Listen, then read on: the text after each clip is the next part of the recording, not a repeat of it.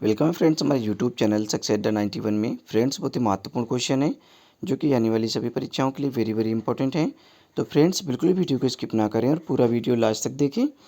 तो आइए हम शुरू करते हैं। हमारा फर्स्ट क्वेश्चन आपकी स्क्रीन पर है। राइट आंसर गेस करें, क्या होगा इसका राइट आंसर बताएं।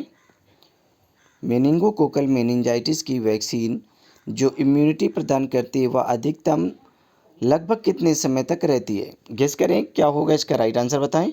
ऑप्शन आपकी स्क्रीन पर है। देखिए RPSC Rajasthan nursing tutor exam 2009 में पूछा गया क्वेश्चन है ये। मेनिंगोकोकल मेनिंजाइटिस की वैक्सीन जो इम्यूनिटी प्रदान करती है वह अधिकतम कितने समय तक रहती है, जो उसका असर है वो कितने समय तक रहता है, लगभग में बात की जा रही है। तो बताएं क्या होगा इसका राइट आंसर गेस करें। ऑप्शन आपकी स्क्रीन पर है। तो देखिए ऑप्शन यहाँ पे आपका सी राइट होगा, 3 साल 3 ईयर। ऑप्शन सी यहाँ पे राइट है, 3 ईयर।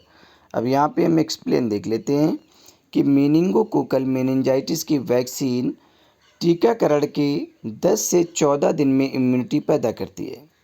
जो मेनिंगोकोकल मेनिंजाइटिस की जो वैक्सीन है वो 10 से 14 दिनों में इम्यूनिटी पैदा करती है एवं 3 साल तक रहती है। लगभग में बात की जा रही है कि लगभग ये 3 साल तक असर करती है, इसका असर 3 साल तक रहता है। इसलिए प्रत्येक 3 वर्ष पर इसकी बूस्टर डोज की आवश्यकता होती है। क्वेश्चन नंबर 2 है आपकी स्क्रीन पर। राइट आंसर गेस करें, क्या होगा इसका राइट आंसर बताएं। क्वेश्चन को पढ़ें उसके बाद ही आंसर दें। देखिए क्वेश्चन को समझ लें, जल्दबाजी बिल्कुल भी ना करें। कौन सी वैक्सीन को नियोमायसिन से एनाफाइलैक्टिक रिएक्शन की हिस्ट्री वाले बच्चे में नहीं देना चाहिए। बताएं क्या होगा इसका राइट आंसर गेस करें। कौन सी वैक्सीन को नियोमायसिन से एनाफाइलैक्टिक रिएक्शन की हिस्ट्री वाले बच्चे में नहीं देनी चाहिए। ऑप्शन आपके स्क्रीन पर है। तो देखिए ऑप्शन यहाँ पे आपका बी होगा, आईपीवी। अब यहाँ पे हम देख लेते हैं एक्सप्लेन। कुछ वैक्सीन्स जैसे कि एमएमआर व आईपीवी में बैक्टीरियल कंटामिनेशन से रोकने के लिए एंटीबायोटिक जैसे कि नियोमायोसिन होती है। अतः आईपीवी को नियोमायोसिन से एनाफाइलैक्टिक हिस्ट्री वाले बच्चे में नहीं देना चाहिए। तो आईपीवी का पूरा नाम होता है inactivated polio vaccine. Inactivated polio vaccine. Okay, कुछ वैक्सीन जैसे कि एमएमआर हो गया, मीजल्स मम्प्स रूबेला, और आईपीवी जिसे इनएक्टिवेटेड पोलियो वैक्सीन कहा जाता है। इनमें क्या होता है कि बैक्टीरियल कॉन्टामिनेशन से रोकने के लिए एंटीबायोटिक जैसे कि नियोमाइसिन होती है। अतः आईपीवी को नियोमाइसिन से एनाफाइलैक्टिक हिस्ट्री वाले बच्चे में नहीं देना चाहिए। क्वेश्चन नंबर 3 है आपकी स्क्रीन पर। राइट आंसर गेस करें, क्या होगा इसका राइट आंसर बताएं। ऑप्शन आपकी स्क्रीन पर है। देखिए क्वेश्चन है pulse polio is ah, pulse polio है। बताएं क्या होगा इसका राइट आंसर गेस करें। ऑप्शन आपकी स्क्रीन पर है, पल्स पोलियो इज आ। देखिए ईएसआईसी स्टाफ नर्स जयपुर 2009 में पूछा गया क्वेश्चन है। तो बताएं क्या होगा इसका राइट आंसर गेस करें। तो देखिए ऑप्शन बी यहाँ पे आपका राइट होगा, कंपेन। पल्स पोलियो जो है वो कंपेन है। अब यहाँ पे हम एक्सप्लेन देख लेते हैं। पल्स पोलियो इम्यूनाइजेशन पीपीआई अर्थात पल्स पोलियो इम्यूनाइजेशन पोलियो उन्मूलन का देश का एक सबसे बड़ा पब्लिक हेल्थ कैंपेन है। जो आपका पल्स पोलियो इम्यूनाइजेशन है, पोलियो उन्मूलन का देश का एक सबसे बड़ा पब्लिक हेल्थ कैंपेन है। पॉइंट नंबर 2 है यहाँ पे पीपीआई, पल्स पोलियो इम्यूनाइजेशन का जो प्रथम चरण है वो 9 दिसंबर 1995 एवं 20 जनवरी 1996 को 6 सप्ताह के अंतराल पर संचालित किया गया। क्वेश्चन नंबर 4 है आपकी स्क्रीन पर। राइट आंसर गेस करें, क्या होगा इसका राइट आंसर बताएं। पल्स पोलियो इम्यूनाइजेशन का प्रथम चरण कब शुरू किया गया था। बताएं क्या होगा इसका राइट आंसर। देखिए बहुत ही सिंपल क्वेश्चन है। जस्ट अभी आपने पढ़ा कि पल्स पोलियो इम्यूनाइजेशन का जो प्रथम चरण है वो कब शुरू किया गया था। देखिए आरपीएससी स्टाफ नर्स राजस्थान 2010 में पूछा गया क्वेश्चन है और एकेएमएससी नर्सिंग 2017 में पूछा गया क्वेश्चन है। तो बताएं क्या होगा इसका राइट आंसर गेस करें। बहुत ही सिंपल क्वेश्चन है, जस्ट आपने पढ़ा है, ठीक है। तो ऑप्शन बी यहाँ पे आपका राइट होगा, दिसंबर 1995, दिसंबर 1995। क्वेश्चन नंबर यहाँ पे 5 है आपकी स्क्रीन पर। राइट आंसर गेस करें, क्या होगा इसका राइट आंसर बता। देखिए OPV, was added to immunisation schedule in the year. बताएं क्या होगा इसका राइट आंसर, गेस करें। OPV was added to immunisation schedule in the year. तो गेस करें क्या होगा इसका राइट आंसर, बताएं। तो देखिए ऑप्शन ए यहाँ पे आपका राइट होगा 1979, 1979 में। अब यहाँ पे हम एक्सप्लेन देख लेते हैं कि 1979 में ओपीवी एवं 1985 में मीजल्स को ईपीआई में जोड़ा गया था। 1979 में ओपीवी एवं 1985 में मीजल्स को ईपीआई में जोड़ा गया था। अब ईपीआई का पूरा नाम बताएं कमेंट बॉक्स में क्या होगा। क्वेश्चन नंबर यहाँ पे 6 है आपकी स्क्रीन पर। राइट आंसर गेस करें क्या होगा इसका राइट आंसर, बताएं। The system of storing and transporting vaccines is term as. देखिए Safdarjung hospital Delhi nursing officer में पूछा गया क्वेश्चन है 2018 में, और एलएनजीपी स्टॉपनर दिल्ली में पूछा गया 2013 में पूछा गया क्वेश्चन है। तो बताएं क्या होगा इसका right answer. The system of storing and transporting vaccine is term as. तो देखिए ऑप्शन ए यहाँ पे आपका राइट होगा कोल्ड चेन। ऑप्शन ए आपका राइट है कोल्ड चेन। यहाँ पे हम एक्सप्लेन देख लेते हैं कि वैक्सीन्स को स्टोरेज करना व मैन्युफैक्चरर से वैक्सीन साइट तक कम तापमान पर ट्रांसपोर्ट करने के लिए सिस्टम को कोल्ड चेन कहते हैं। वैक्सीन को स्टोरेज करना व मैन्युफैक्चरर से वैक्सीन साइट तक कम तापमान पर ट्रांसपोर्ट करने के सिस्टम को कोल्ड चेन कहा जाता है। ठीक है, अब हमारा क्वेश्चन है 7 नंबर आपकी स्क्रीन पर है। राइट आंसर गेस करें क्या होगा इसका राइट आंसर, बताएं। क्वेश्चन को पढ़ें उसके बाद ही आंसर दें, जल्दबाजी बिल्कुल भी ना करें। Interval between two doses of DPT OPV and hepatitis B should not be less than. तो बताएं क्या होगा इसका राइट आंसर, गेस करें। Interval between two doses of DPT OPV and hepatitis B should not be less than. देखिए IGNOU post BSc nursing 2014 में पूछा गया क्वेश्चन है। तो गेस करें क्या होगा इसका राइट आंसर, बताएं। तो देखिए ऑप्शन डी यहाँ पे आपका राइट होगा 4th वीक। ठीक है, 4 वीक, 4 सप्ताह का अंतराल होना चाहिए। ठीक है, अब यहाँ पे हम देख रहे हैं कि एक्सप्लेन देख लें। किसी भी वैक्सीन को 2 डोजेज के बीच में 1 महीने अर्थात 4 हफ्ते से कम का अंतराल नहीं होना चाहिए। किसी भी वैक्सीन के अगर 2 डोज के बीच में 1 महीने अर्थात 4 हफ्ते से कम का जो अंतराल है, अंतर नहीं होना चाहिए। क्वेश्चन नंबर 8 है आपके स्क्रीन पर। राइट आंसर गेस करें क्या होगा इसका राइट आंसर, बताएं। The average energy value of human milk is. Guess करें क्या होगा इसका राइट आंसर, बताएं। सिंपल क्वेश्चन है। The average energy value of human milk is. ये एसआईसी स्टॉपनर्स में पूछा गया क्वेश्चन है 2016 में। तो बताएं क्या होगा इसका राइट आंसर, गेस करें। ऑप्शन आपकी स्क्रीन पर है। तो देखिए ऑप्शन बी यहाँ पे आपका राइट होगा 70 किलो कैलोरी पर 100 ml। 70 किलो कैलोरी पर 100 ml पर। अब यहाँ पे हम देख लेते हैं क्वेश्चन नंबर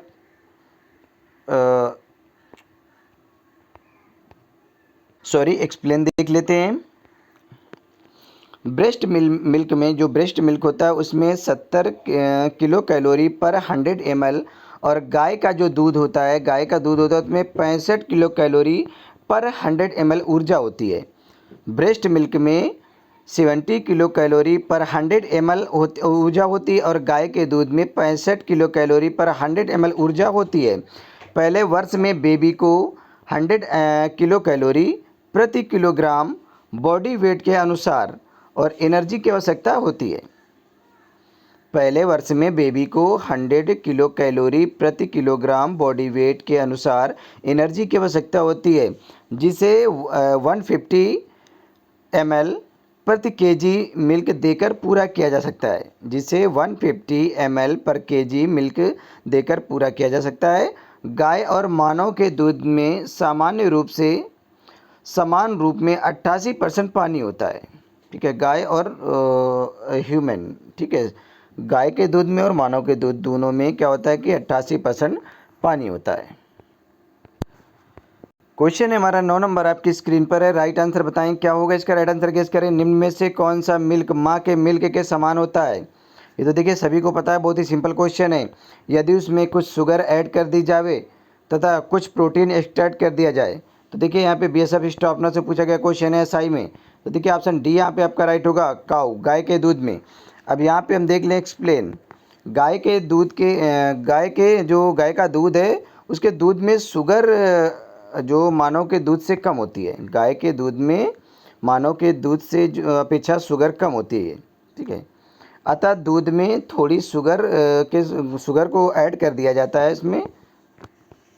देखिए यहाँ पे थोड़ा मिसस्पेल्ट हो गया है लिखने में, यहाँ पे गलतियाँ हो गई हैं, ठीक है। जो गाय का जो दूध है उस गाय के दूध में क्या होता है कि माँ के दूध की अपेक्षा जो शुगर होती है वो कम होती है।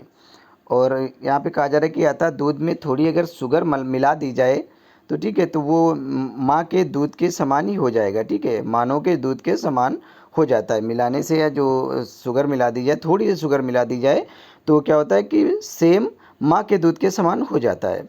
अब अगला पॉइंट है कि गाय के दूध में प्रोटीन अधिक होती है। जो गाय के दूध होता है उसमें प्रोटीन अधिक होता है, अतः कुछ प्रोटीन हटाने से यह मानव दूध के समान हो जाता है, ठीक है। कुछ प्रोटीन अगर हटा दी जाए उससे तो यह मानव के दूध के समान हो जाता है। अब क्वेश्चन नंबर हमारा 10 नंबर आपकी स्क्रीन पर है। राइट आंसर बताएं, क्या होगा इसका राइट आंसर गेस करें। डिलीवरी के बाद माँ के ब्रेस्ट से निकलने वाले प्रारंभिक मिल्क को क्या कहा जाता है। देखिए बहुत ही सिंपल क्वेश्चन है, ये सभी ने पढ़ा होगा और बहुत बार पढ़ा होगा। देखिए पीजीआई रोहतक स्टाफ नर्स 2015 में पूछा गया क्वेश्चन है कि डिलीवरी के बाद माँ के ब्रेस्ट से निकलने वाले प्रारंभिक मिल्क को क्या कहा जाता है। बहुत ही सिंपल क्वेश्चन है। तो देखिए इसे कोलेस्ट्रम कहा जाता है, ठीक है। ये 3 दिनों तक निकलने वाला जो मिल्क होता है इसे कोलेस्ट्रम कहा जाता है। डिलीवरी के बाद माँ के ब्रेस्ट से निकलने वाले प्रारंभिक मिल्क को कोलेस्ट्रम कहा जाता है। ये ज़्यादा दिन तक नहीं निकलता है, 3 से 4 दिन तक ही निकलता है, ठीक है। वैसे तो 3 दिन तक ही निकलता है। तो यहाँ पे हम देख लेते हैं क्वेश्चन नंबर 11 है आपकी स्क्रीन पर। राइट आंसर गेस करें, क्या होगा इसका राइट आंसर बताएं। मिल्क का पहला फॉर्म जो डिलीवरी के बाद पहले 3 दिन ब्रेस्ट से सिक्रेट होता है, निकलता है या स्रावित होता है, उसे क्या कहा जाता है। देखिए वही क्वेश्चन जो अभी जस्ट आपने पढ़ा है, ठीक है। ये 3 दिन तक ही निकलता है। मिल्क का पहला जो फॉर्म जो डिलीवरी के बाद पहले 3 दिन ब्रेस्ट से सेक्रेट होता है क्या कहलाता है। देखिए एम्स रायपुर में पूछा गया क्वेश्चन है स्टॉप नर्स में 2019 में। तो देखिए इसे कोलेस्ट्रम कहा जाता है। ऑप्शन सी यहाँ पे आपका राइट है। अब यहाँ पे हम अगला क्वेश्चन देख लेते हैं। 12 नंबर आपकी स्क्रीन पर है। राइट आंसर गेस करें, क्या होगा इसका राइट आंसर बताएं। देखिए कौन सा मिल्क बेबी की भूख को संतुष्ट करता है। देखिए ये बहुत अच्छा क्वेश्चन है और बहुत बार पूछा गया क्वेश्चन है, कौन सा मिल्क बेबी की भूख को संतुष्ट कर देता है। जल्दी से बताएं क्या होगा इसका राइट आंसर गेस करें। बहुत लोगों ने पढ़ा होगा, ज़्यादातर सभी लोगों ने पढ़ लिया होगा ये क्वेश्चन, ठीक है, क्योंकि आप पढ़ते ही आ रहे हैं। तो जल्दी से बताएं क्या होगा इसका राइट आंसर। क्या कहा जाता है बेबी जो बच्चे की जो भूख को शांत करता है उस मिल्क को क्या कहा जाता है। देखिए उसे हिंद मिल्क कहा जाता है, ठीक है। ऑप्शन डी यहाँ पे आपका राइट है। उसे हिंद मिल्क के नाम से जाना जाता है। जो बेबी की जो भूख को संतुष्ट करता है उसे हिंद मिल्क के नाम से जाना जाता है। अब यहाँ पे हम देख लेते हैं एक्सप्लेन, ठीक है। प्रसव के प्रथम 3 दिन में आने वाले जो थिक येलो मिल्क है जिसमें एंटीबॉडीज़, आईजीए, प्रोटीन तथा कार्बोहाइड्रेट की मात्रा अधिक व फैट की मात्रा कम होती है, उसे कोलेस्ट्रम कहा जाता है, ठीक है। ये बात तो आपको पता चल गई कि इसमें क्या क्या होता है और ये कितने दिन तक निकलता है और इसे क्या कहा जाता है, ठीक है। ये हल्का थिक येलो और येलो मिल्क होता है। इसमें एंटीबॉडीज़ होती हैं, ठीक है, प्रोटीन्स होती हैं तथा कार्बोहाइड्रेट्स की मात्रा अधिक होती है और फैट की मात्रा कम होती है, इसे कोलेस्ट्रम कहा जाता है, ठीक है। और वैसे जैसे ही जब बच्चा पैदा होता है जितनी जल्दी हो सके उतनी जल्दी माँ को दूध पिलाने के लिए कहा जाता है, ठीक है। अब यहाँ पे हम कोलेस्ट्रम की बात करते हैं। तो जो कोलेस्ट्रम के बाद अगले 3 से 15 दिनों तक, जो कोलेस्ट्रम के बाद, क्योंकि कोलेस्ट्रम 3 दिन तक ही निकलता है, ठीक है। कोलेस्ट्रम के निकलने के बाद कह रहे हैं कि अगले 3 से 15 दिनों तक निकलने वाले मिल्क को ट्रांजिशनल मिल्क कहा जाता है, ठीक है। जो कोलेस्ट्रम मिल्क है उसके बाद जब 3 से 15 दिनों तक निकलता है, ठीक है, ये 3 दिन की बात की जा रही, 15 दिनों तक लगातार निकलता है, उसे ट्रांजिशनल मिल्क कहा जाता है। अब यहाँ पे हम बात आ रही थिक मिल्क की, ठीक है। थिक मिल्क जो ब्रेस्ट फीडिंग के अंत में निकलता है, थिक मिल्क जो ब्रेस्ट फीडिंग के अंत में निकलता है, जिसमें फ़ैट और एनर्जी अधिक होती है, जो बेबी की भूख को शांत करता है तथा उसे हिंद मिल्क कहा जाता है, ठीक है। थिक मिल्क जो ब्रेस्ट फीडिंग के अंत में निकलता है, जिसमें फ़ैट और एनर्जी अधिक मात्रा में होती है, जो बेबी की भूख को शांत करने का काम करता है, उसे हिंद मिल्क के नाम से जाना जाता है। अब यहाँ पे हमारा लास्ट पॉइंट है, डाइल्यूटेड मिल्क किसे कहा जाता है। ठीक है, डाइल्यूटेड मिल्क किसे कहा जाता है। ठीक है, तो डाइल्यूटेड मिल्क ब्रेस्ट फीडिंग के शुरुआत में निकलता है। ठीक है, जो डाइल्यूटेड मिल्क है वो ब्रेस्ट फीडिंग के शुरुआत में निकलता है तथा जिसमें वाटर होता है, प्रोटीन होता है, विटामिन होता है, वह शुगर अधिक होती है। ठीक है, देखिए इसमें क्या क्या होता है डाइल्यूटेड मिल्क में। तो इसमें होता है वाटर होता है, प्रोटीन होता है, विटामिन होता है, शुगर आदि होता है, अधिक मात्रा में होता है। तो इसे फोर मिल्क कहा जाता है। ठीक है, इसे क्या कहा जाएगा, इसे फोर मिल्क कहा जाएगा। अब इसे फोर मिल्क क्यों कहा जाएगा, क्योंकि इसमें वाटर हो गया, प्रोटीन हो गया, विटामिन हो गया और शुगर होता है। ठीक है, इस वजह से फोर मिल्क के नाम से जाना जाता है। तो अब यहाँ पे हमारा क्वेश्चन नंबर 13 है आपकी स्क्रीन पर। राइट आंसर बताएं, क्या होगा इसका राइट आंसर, गेस करें। Repair and reconstruction of joint is called, बताएं क्या होगा इसका राइट आंसर। बहुत ही अच्छा क्वेश्चन है, एम्स रायपुर में पूछा गया क्वेश्चन है स्टाफ में। क्या होगा इसका राइट आंसर, गेस करें। Repair and reconstruction of joint is called. तो देखिए ऑप्शन सी यहाँ पे आपका राइट होगा, एंथ्रोप्लास्टी आ जाएगा। ऑप्शन सी आपका राइट है, एंथ्रोप्लास्टी। रिपेयर एंड रिकंस्ट्रक्शन जॉइंट को किस नाम से जाना जाता है, क्या किस नाम से पुकारा जाता है, तो इसे एंथ्रोप्लास्टी कहा जाता है। अब यहाँ पे हम देख लेते हैं एक्सप्लेन। सर्जरी के द्वारा एक डिसीज्ड अथवा डैमेज्ड जॉइंट को रीसेप या रिकंस्ट्रक्ट या फिर रिप्लेस करना एंथ्रोप्लास्टी कहलाता है। ठीक है, सर्जरी के बाद एक डिसीज्ड है अथवा डैमेज जॉइंट, जो जॉइंट मतलब जो डैमेज हो चुके हैं जॉइंट, उनको रीसेप में लाना या फिर रिकॉन्स्ट्रक्ट करना, मतलब दोबारा उसका निर्माण करना या फिर उसे रिप्लेस करना, दोबारा बनाना। ठीक है, जैसे था उसे उसी तरह फिर से उसका रिप्लेस करना उसे अपनी जगह पर। ठीक है, तो उसे एंथ्रोप्लास्टी कहा जाता है। अब arthrodesis means the fusion of two bones. Arthrodesis means the fusion of two bones और arthrotomy means cutting into a joint. ठीक है, यहाँ पे ऐसे स्पेस है। ठीक है, यहाँ पे इस जगह स्पेस है। जो एंथ्रोडेसिस मीन्स इसका मतलब है कि the fusion of two bones, और यहाँ पे आपका एंथ्रोटोमिक मीन्स का मतलब है यहाँ पे कटिंग इनटू अ जॉइंट। ठीक है, तो अब क्वेश्चन यहाँ पे हमारा है 14 नंबर क्वेश्चन है आपके स्क्रीन पर। राइट आंसर गेस करें, क्या होगा इसका राइट आंसर बताएं। देखिए बहुत बार क्वेश्चन पढ़ा होगा आपने। ठीक है, कई बार ये क्वेश्चन दोहराए जा चुके हैं। तो इन ट्यूमर ग्लाइसिस, ठीक है, इन ट्यूमर ग्लाइसिस सिंड्रोम देयर इज। ठीक है, यहाँ पे लाइसिस है, यहाँ पे लाइसिस नहीं है, यहाँ पे ग्लाइसिस है। ठीक है, यहाँ पे ग्लाइसिस है। ठीक है, इस जगह यहाँ पे ग्लाइसिस होगा। एक ट्यूमर ग्लाइसिस सिंड्रोम में होता है। अब बताएं क्या है। RUHS MSc नर्सिंग एग्जाम 2017 में पूछा गया क्वेश्चन है। तो बताएं क्या होगा इसका राइट आंसर, किस करेंगे। ऑप्शन आपकी स्क्रीन पर है। तो देखिए यहाँ पे ऑप्शन सी राइट होगा, हाइपर यूरेसेमिया। एक ट्यूमर ग्लाइसिस सिंड्रोम में हाइपर यूरेसेमिया होता है। अब यहाँ पे हम देख लेते हैं एक्सप्लेन।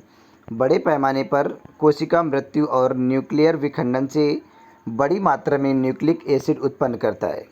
इसमें क्या होता है कि प्यूरिन, एडेनिन एवं ग्वानिन को प्यूरिन डिग्रेडेशन मार्ग के माध्यम से यूरिक एसिड में परिवर्तित किया जाता है और मूत्र में उत्सर्जित किया जाता है। हालांकि यूरिक एसिड से ट्यूमर सांद्रता से उत्पन्न उच्च सांद्रता पर uric acid monosodium urate crystal के रूप में अवक्षेपित करने के लिए उपयुक्त है।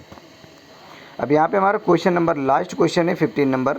देख लें क्या होगा इसका राइट आंसर बताएं। क्वेश्चन को पढ़ें उसके बाद ही आंसर दें, जल्दबाजी बिल्कुल भी ना करें। तो when assessing a child with chronic hypoxia the nurse should monitor for चिरकालिक हाइपोक्सिया, जिसे क्रोनिक हाइपोक्सिया वाले एक बच्चे का आकलन करते समय नर्स को किसका ध्यान रखना चाहिए। बहुत ही सिंपल क्वेश्चन है, शायद आप अभी इसे पढ़ चुके हैं कई बार। तो बताएं क्या होगा इसका राइट आंसर। क्रोनिक हाइपोक्सिया वाले एक बच्चे का आकलन करते समय नर्स को किसका ध्यान रखना चाहिए। ये एसआईसी स्टाफ नर्स से पूछा गया क्वेश्चन है 2016 और 17 में। तो बताएं क्या होगा इसका राइट आंसर, गेस करें। ऑप्शन आपकी स्क्रीन पर है। तो देखिए ऑप्शन सी यहाँ पे आपका राइट होगा, स्लो इरेगुलर रेस्पायरेशन, धीमी और अनियमित श्वास दर। अब यहाँ पे हम देख लेते हैं एक्सप्लेन। चिरकालिक हाइपोक्सिया अर्थात क्रोनिक हाइपोक्सिया वाले बच्चे की जो श्वास दर है वो अनियमित एवं धीमी हो जाती है। क्रोनिक हाइपोक्सिया वाले बच्चों की जो श्वास दर है वो अनियमित हो जाती है एवं धीमी हो जाती है। अतः नर्स द्वारा उसके श्वसन दर का आकलन करना चाहिए। अतः नर्स द्वारा बच्चे के श्वसन दर का आकलन करना चाहिए।